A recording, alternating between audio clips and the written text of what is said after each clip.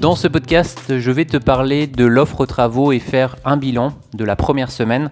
Je vais découper ce podcast en deux parties, à savoir la première, les points à améliorer, et en deuxième, les côtés positifs de cette offre travaux. On commence tout de suite avec les points à améliorer. Alors on va commencer en premier par l'horaire des lignes 20 et 21 qui commence le plus tôt, à savoir aujourd'hui sur la ligne 21 départ 6h de l'Esnevin et sur la ligne 20 départ 5h50. Alors on s'est rendu compte que les temps d'attente étaient importants à la porte de Gouinou. Il n'y a pas de connexion véritable possible avec le tramway, notamment pour ceux qui rejoignent le centre-ville aux alentours de 7h. Alors l'idée, c'est qu'on décale légèrement les départs, que ce soit à 5h45 par exemple sur la ligne 20, départ de Plouguerneau, ou à 5h55 départ de l'Esnevin pour la ligne 21. C'est à l'étude en ce moment, c'est pas encore validé. Il faut qu'on fasse des tests pour savoir à quel endroit il serait pertinent de se connecter avec le tram pour que ça puisse coller justement avec l'horaire, sauf que à la porte de Gouinou, aujourd'hui ce n'est pas possible. Donc l'idée, c'est de faire un parcours un peu plus long sur cet horaire. Ensuite, ça concerne l'aménagement à Brest-Kérichen-Choiseul, puisque aujourd'hui, il n'y a pas de marquage au sol, il n'y a pas de poteau d'arrêt. Donc il y a vraiment une information à améliorer côté voyageurs, côté conducteur aussi, et côté réglementation code de la route pour que on puisse faire l'arrêt dans de bonnes conditions.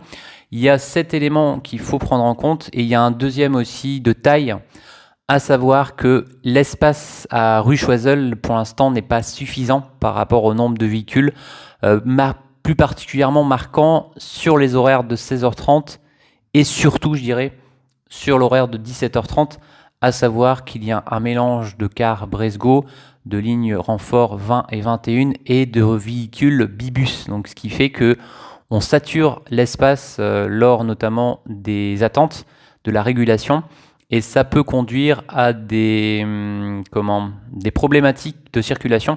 Donc c'est un point sur lequel il faut qu'on soit vigilant cette semaine, donc à partir de mardi.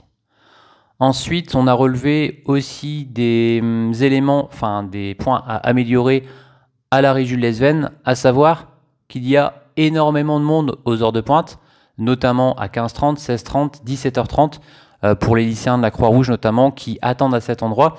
Alors il faut savoir qu'il n'y a pas uniquement que des usagers des lignes scolaires, des lignes 20 et 21, il y a aussi des usagers de la ligne 27, des renforts, de la ligne 14, des renforts, etc. Donc il y a beaucoup de monde à cet arrêt, puisqu'il y a beaucoup de passages de cars Bresgo et pas seulement des cars des Abers et des cars Bian. Alors l'idée, c'est de demander à peut-être Brest Métropole de faire en sorte que l'espace soit plus soit plus important, sur cet arrêt, à savoir que peut-être qu'on peut voir pour utiliser l'espace qu'il y a justement pour remonter après en direction du bowling, pour faire un quai d'attente un peu plus important. À voir, en tout cas, c'est des idées qu'on a en tête et qu'on souhaite peut-être relayer auprès de l'autorité organisatrice. Ensuite, on arrive à Porte de Gouinou avec plusieurs éléments à prendre en compte. Alors le premier, ça va être la connexion avec les tramways, notamment sur l'horaire de 16h50, arrivée du tramway, l'horaire aussi d'arrivée à 18h40. L'idée, c'est de vérifier la faisabilité en exploitation de connexion avec le car Bresgo, à savoir de partir un peu plus tard qu'aujourd'hui. Ensuite, toujours à la porte de Gouinou, ce qu'on a pu observer, c'est que il n'y a pas suffisamment d'abris voyageurs, car par temps de pluie, il n'y a que 2 abris disponibles pour un nombre de voyageurs assez impressionnant, notamment sur les horaires de 16h, on va dire aux alentours de 16h45 et 17h45. L'idée, c'est de doubler ces abris et de faire une demande aussi auprès de l'autorité organisatrice pour que ça puisse être possible, notamment à partir de septembre. Alors ensuite, un gros sujet aussi, ça concerne toujours les connexions avec le tramway, pour savoir comment on s'organise pour essayer de faire en sorte, en cas de retard du tram, de trouver une solution. Alors pour l'instant, en tout cas, elle n'est pas évidente, c'est-à-dire la question posée par des usagers, c'est de savoir si les cars peuvent attendre en cas de retard du tramway. Pour l'instant, on n'a pas vraiment de solution. Pourquoi ? D'une part, parce que les cars, si tu regardes bien, sont dans le sens inverse au niveau de l'arrêt de car, hein, je précise, de l'arrivée du tram, à savoir que le car, il peut pas voir si le tram est arrivé, puisque l'avant du car est côté parking relais, donc là c'est une première difficulté. Il n'y a pas non plus de panneau dynamique indiquant l'horaire d'arrivée du tramway. Et il y avait une solution proposée aussi pour qu'on puisse aller sur un smartphone consulter en temps réel les horaires d'arrivée du tram, ce qui n'est pas possible parce qu'à certains horaires, il y a des enchaînements et le conducteur n'a pas la possibilité de s'arrêter, de lancer son smartphone, de lancer l'application pour vérifier si le tramway est à l'heure. Et ça deviendrait très complexe à gérer puisqu'il y a vraiment plusieurs horaires, hein. Il n'y a pas que sur un horaire précis, c'est vraiment sur tous les horaires de tramway, ça serait assez complexe. L'idée, ça serait vraiment pour moi, en tout cas, d'être en meilleure position, à savoir l'avant de l'autocar côté station tram, pour qu'on puisse voir effectivement s'il y a un tram qui vient d'arriver, parce que là, c'est clair que s'il y a un tram qui vient d'arriver, ça semble assez logique d'attendre un petit peu. D'avoir aussi accès à un panneau dynamique au niveau de l'arrêt de bus, enfin l'arrêt de car de Port-de-Gouinou, qui nous permettent de savoir à quelle heure arrive le prochain tram. Donc ça serait assez utile pour les équipes conducteurs. En tout cas, pour l'instant, ce sont des hypothèses qui sont à étudier. Et pour terminer ce podcast, je vais toujours reparler de... Alors là, on va basculer d'ailleurs sur la deuxième partie de ce podcast, sur les points positifs de cette offre travaux. Alors en premier, le ressenti de tous sur cette offre travaux, c'est qu'on a apprécié la présence de personnes sur le terrain, notamment aux arrêts Kérichen-Choiseul et à Port-de-Gouinou. On s'est rendu compte qu'il y avait des ajustements nécessaires et que le bon moyen de repérer justement les ajustements à réaliser, c'est de se rendre sur place, c'est de discuter avec les clients, c'est de discuter avec les conductrices et conducteurs, et ça permet, tu vois, de pouvoir être réactif puisqu'on arrive à avoir les infos de façon en temps réel, on va dire, donc immédiate, et ça permet aussi de nous-mêmes se faire notre propre point de vue sur la situation. Et c'est justement l'objet de ce podcast aussi, c'est ce que je fais en ce moment, une synthèse en m'appuyant sur les situations de terrain, en ayant vu par mes propres yeux ce qui s'est passé, en ayant des remontées quotidiennes des équipes, donc des conductrices, des conducteurs, en ayant échangé aussi avec les voyageurs. Ça me permet aussi, tu vois, de faire une synthèse comme celle-ci. Donc c'est le premier point positif, c'est vraiment le fait d'être... d'avoir des échanges communs avec les acteurs concernés sur le terrain.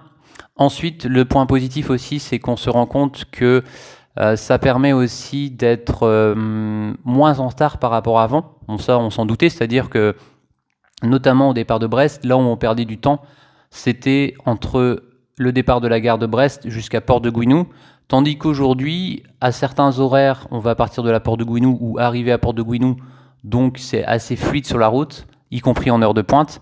Après, je vais ouvrir une parenthèse, soyons comme vigilants à partir de septembre, parce que là, ça reste quand même une période d'essai assez fragile, dans le sens où la grande majorité quand même des usagers, notamment les lycéens, sont absents, à savoir ils sont en préparation aux examens ou en stage. Donc on voit bien que l'effectif actuel n'est pas l'effectif qu'on aurait eu en temps normal, à savoir est différent par rapport à celui qu'on avait au mois de mars.